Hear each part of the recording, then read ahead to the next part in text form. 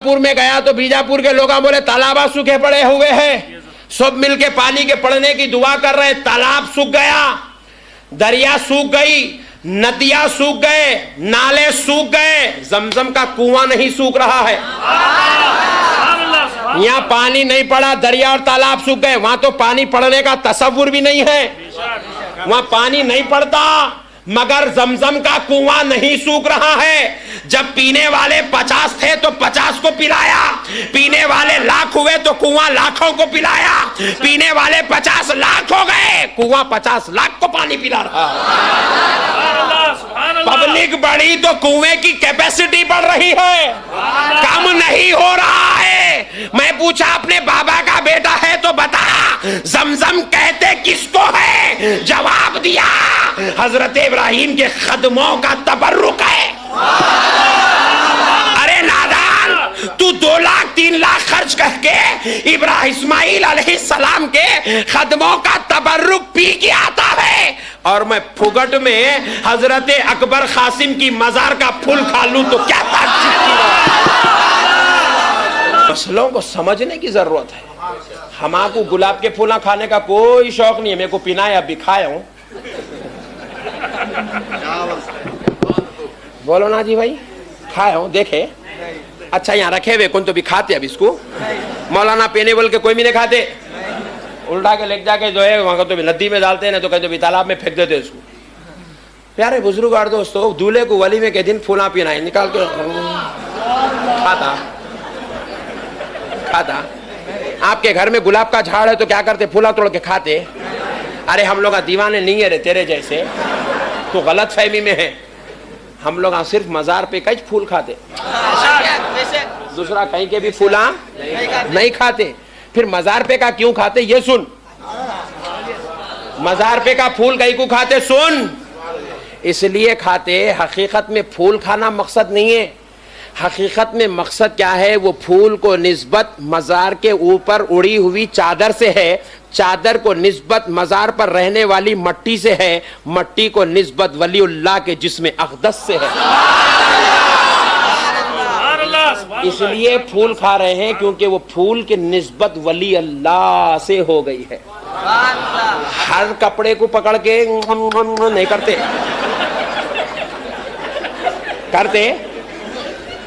काबे का गिलाफ मिला तो काट लेने की चक्कर में मिलते कि चूम रहे पकड़ के दुआ कर, मौला खता कर। हाँ, किसको पकड़ा बे? काबे के गिलाफ को पकड़ा, हौला हो गया। घर में उतने कपड़े थे सब छोड़ा, इसको कहीं को पकड़ा। इसलिए काबे के गिलाफ को पकड़ा जा रहा है क्योंकि उसकी निस्बत काबे से हो गई। दुनिया में वैसे करोड़ों अरबों खरबों कपड़े हैं, किसी को नहीं पकड़ा जाता, लेकिन पत्थर से काबे के लग गया तो कपड़ा मुकद्दस हो गया। और उसके तबर्रुक की अजमत सिर्फ फातिहा वाला सुन्नी नहीं, सऊदी का वहाबी प्रिंस भी कर रहा है। क्या कर रहा मालूम? नए शुरू करे बेटे, इन लोग भी अब लोगों को गेस्ट बुला रहे, पूरे ऑल ओवर वर्ल्ड से बुला रहे, बुला के क्या कर रहे? काबे के खिलाफ के जो है 2x2 के पीसेस बना रहे, बना के गिफ्ट काबे का खिलाफ गिफ्ट। हाँ, कई को दिया गिफ्ट, तेरे कपड़े देता। हर कपड़ा गिफ्ट में नहीं देते, ये कपड़ा इसलिए दे रहे हैं, इसको काबे से निस्बत हो गई है। अरे मैं पूछा काबा क्या है? जवाब मिला काबा खुदा का घर है। खुदा के घर से कपड़ा लगा तो कपड़ा मुकद्दस हो गया। नोट करो दोस्तों, ये जो लेटा है ये कौन है? वो जो घर है वो खुदा का घर है। ये अकबर कासिम कौन है? खुदा का वली है। खुदा के घर से कपड़ा लगा तो कपड़ा मुकद्दस, खुदा के बंदे की खबर को कपड़ा लगा तो कपड़ा मुकद्दस। तू काबे का अदब इसलिए करता है, वो खुदा के घर को लगा, और मैं चादर की इज्जत इसलिए करता हूं, खुदा के वली को लग गई।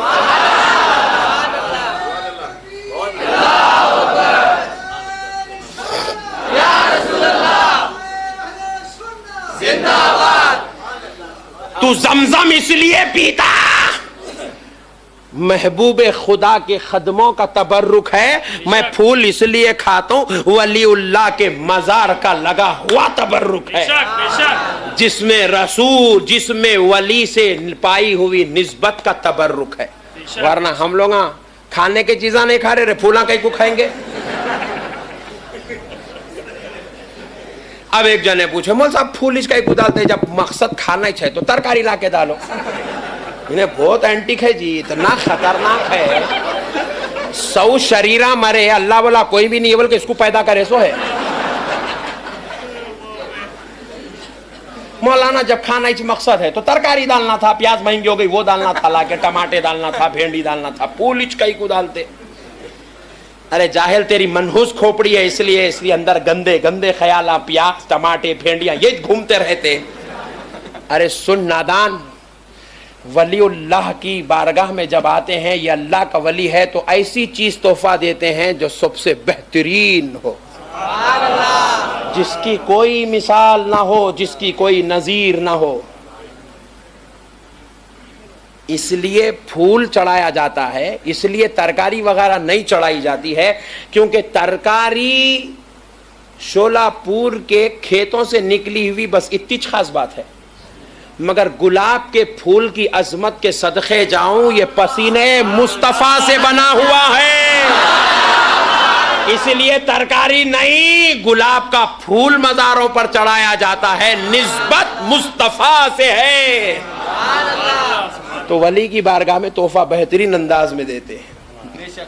समझो दोस्तों, मसाइल को समझना है, नहीं समझ रहे मुल साहब इतनी बड़ी दाढ़ी चढ़ाने तो घट्टे वाला जमा, मुल साहब उन्हें शराबी था जी, भयानक था, सुधर गया। आप समझ रहे सुधर गया, उन्हें और खतरनाक हो गया, आपको क्या मालूम।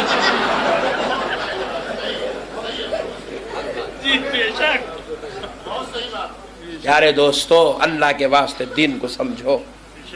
बस अब आखिरी बात सुनाता हूँ, इंशाअल्लाह फिर दोबारा मुलाकात होंगी तो किसी मैदान में बैठेंगे बाजू वालों के साथ।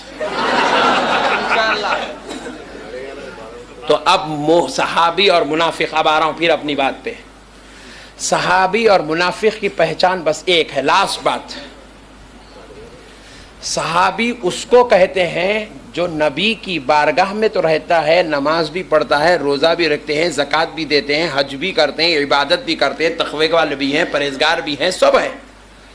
लेकिन ये नमाज, रोज़ा, ज़कात, हज, तक़वा, तहारत, परहेज़गारी, तिलावत, इबादत, जिहाद की वजह से खुदा की कसम उनको सहाबी नहीं बोला गया। नबी को बेऐब मान लिए इसलिए सहाबी बोला गया। नबी को बेऐब माने, नबी के इल्म गैब पे है, सरकार को इल्म गैब नहीं है, सरकार हाजिर नाजिर नहीं थे, सरकार को वो नहीं मालूम था, सरकार को ये नहीं मालूम। ये चिल्लर बातें करे नहीं साहब। जब भी नबी का जिक्र करे, अजमत बयान करे, अजमत बयान करे, बोले वाह खुदा की कसम, हम उस नबी का कलमा पढ़ने वाले हैं जिसका कलमा पूरी 1,24,000 पैगंबर पढ़ते हैं। सहाबा नबी की ऐसी अजमत बयान करने लगे, हम उस नबी का कलमा पढ़ने वाले हैं जिसको रब, जिसको पैदा किया तो जन्नत से गुस्ल दे के नूर वाला जन्नती लिबास पहना के पैदा किया। हम उस नबी का कलमा पढ़ने वाले और उनकी सोहबत में बैठने वाले हैं जिनके रब ने उनके बोलो बरास में भी मुश्क से ज्यादा खुशबू रखी है। ऐसे थे सहाबा। अदब करने वालों का नाम सहाबी। नबी का अदब करने वाले को सहाबी बोलते हैं, नबी की ताजीम करने वाले को सहाबी बोलते हैं। नबी की मोहब्बत अपनी औलाद से ज्यादा जो दिल में रख ले वो सहाबी है। जो अपने कारोबार से ज्यादा, तिजारत से ज्यादा, जान से ज्यादा जो नबी को चाहे वो सहाबी है। और ईमान की हालत में अब ये अगर तारीफ हो जाती तो क़यामत तक सहाबी बोलना पड़ता सबको। इसलिए वो सिलसिला रोकना है कि सहाबी हर कोई नहीं हो सकता, वो सिलसिले को रोकने के लिए। वरना सहाबी की क्वालिटीज क्या है? ताजीम नबी क्वालिटी है सहाबी की। सहाबी की पहचान क्या है? इश्क़ मुस्तफ़ा सहाबी की पहचान है। ताजीम मुस्तफ़ा सहाबी की पहचान है। इक़रार रिफ़अत मुस्तफ़ा सहाबी की पहचान है। मगर ये कैटेगरी को यहां पे रोकना था तो रब ने कंडीशन लगा दिया, जिसने ईमान की हालत में मुस्तफा को देखा बस वो सहाबी, जो नहीं देख सका वो नहीं। ये सहाबी की पहचान नहीं है, ये दीवार है। यहां तक जितने आ गए वो सहाबी, अब बाद वाले जितने आएंगे वो कुछ भी हो सकते हैं मगर सहाबी नहीं हो सकते। आशिक रसूल हो सकते हैं, हाजी हो सकते हैं, मुजाहिद हो सकते हैं, गाजी हो सकते हैं, मुहक्किक हो सकते हैं, मुफस्सिर मुहद्दिस हो सकते हैं, वली औताद अब्दाल अमजाद हो सकते हैं मगर सहाबी नहीं हो सकते हैं। इसलिए रब ने कंडीशन लगाया, जिसने ईमान की हालत में देख लिया और ईमान पर कायम रहा वो सहाबी है। वरना सहाबी की क्वालिटीज तो ये थी कि वो इश्क वाले थे, वो नबी से मोहब्बत करने वाले थे, और आहा कुर्बान जाए इशारे मुस्तफा पर जान कुर्बान करने वाले थे।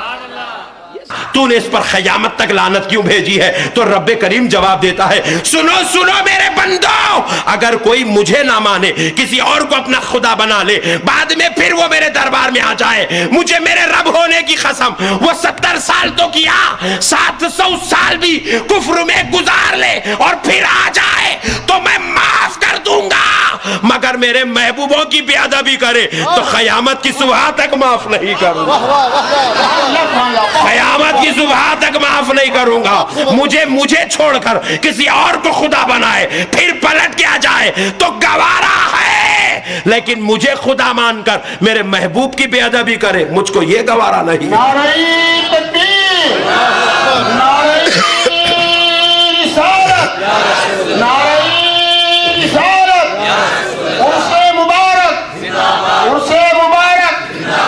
जश्न हुजूर शहंशाह रहमतुल्लाह अलैह, नारे तकबीर, नारे रिसालत। अल्लाह कह रहा है मुझे महबूबों की बेअदबी गवारा नहीं है। इसलिए रब ने कहा, बंदो मुझे खुदा मान चुके हो, अगर इस बात पर कायम रहना चाहते हो, अगर नमाज पढ़े हो, उसको बचाना चाहते हो, तो वकूनु मअस-सादिकीन, मेरे सच्चों के साथ हो जाओ, तुम्हारा तक़वा भी बच जाएगा, तुम्हारा ईमान भी बच जाएगा।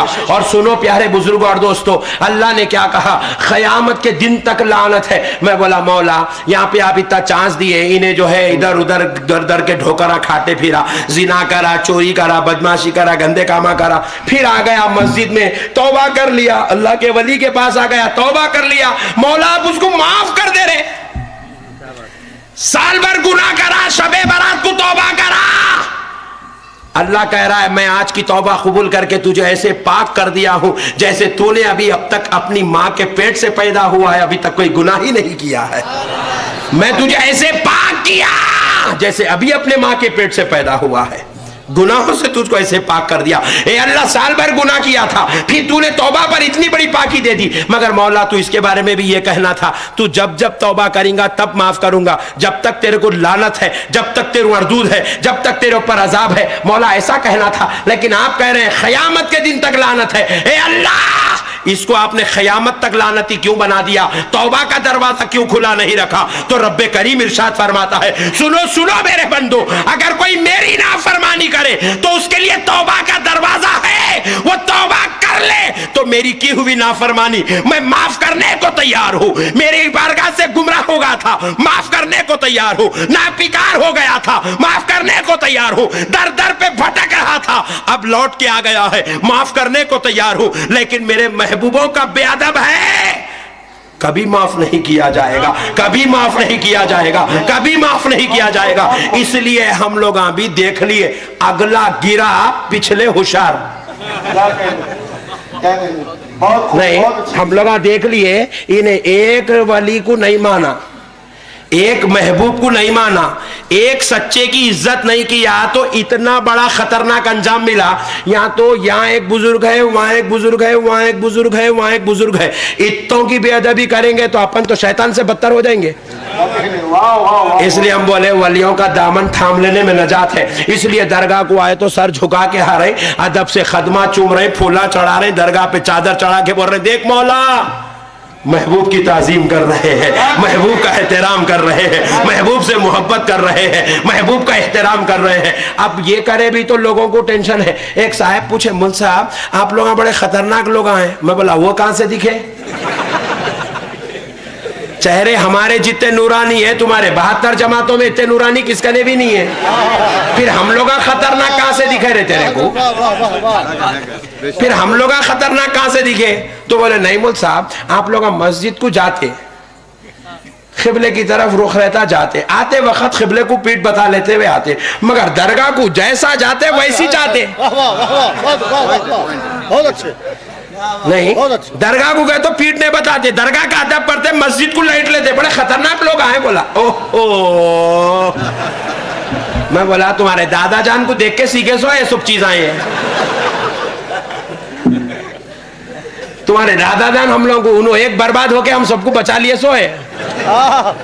बोले बोल साहब वो कैसे? तो बोला देखो अल्लाह का वली हजरत ज़हूर शाह कादरी रहमतुल्लाह अलैह की मज़ार शरीफ पे आप अंदर तशरीफ ले जा रहे हैं, तो अल्लाह का वली आपको देख रहा है।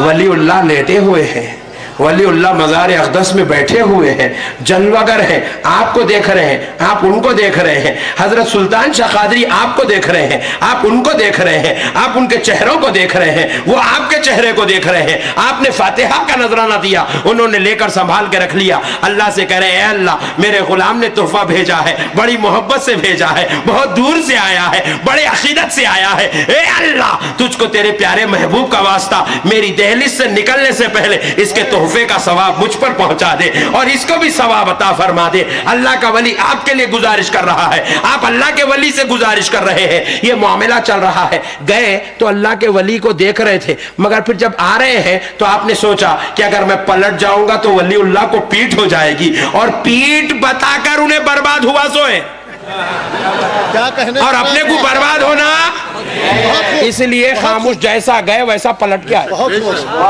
बात समझ में आ रही भाई? इन्हें बोला फिर खिबला को पीट कहीं को बताते। मैं बोला खिबला क्या खुदा है रे होले?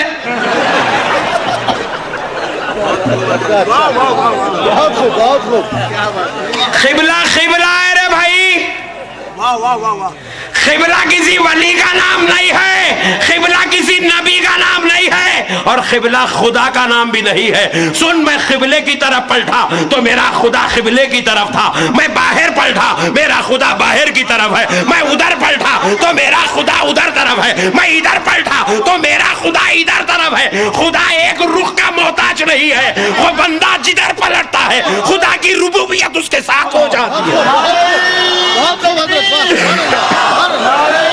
तकबीर, शाने उलूहियत, शाने उलूहियत, नारे तकबीर, उलमा अहले सुन्नत।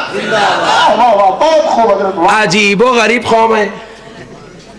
असल में क्या है मालूम, ये चक्कर चलाए सो है, ये चक्कर चला दिए इन लोग।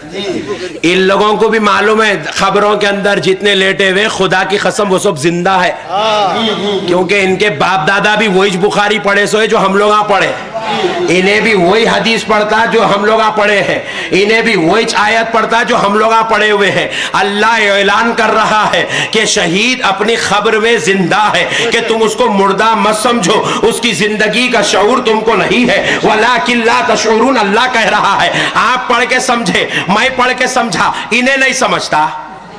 इन्हें भी समझा, मगर इन्हें बोला समझ के अगर समझे जैसे कामा करे तो दुकान बंद हो जाती। चंदा नहीं आता, क्या बात है? चंदा लेने का चक्कर है ये सब। दरगाह वालों को सऊदी से चंदा मिलता, हाँ होना भी नहीं हमारे सड़ों का चंदा।